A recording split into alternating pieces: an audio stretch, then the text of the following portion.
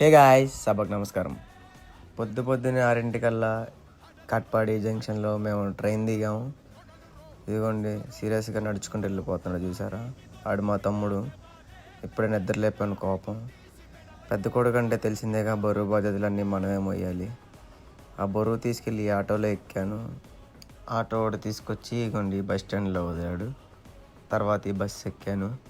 Bus ఎక్కి front సీట్లో కూర్చుని అలా ఫ్రంట్ డోర్లో నుంచి బయటికి చూస్తూ ఈ కొండల్ని దాటేసా, ఈ పచ్చని పొలాలు దాటేసా, ఈ మంచు పట్టిన పర్వతాన్ని దాటేసా.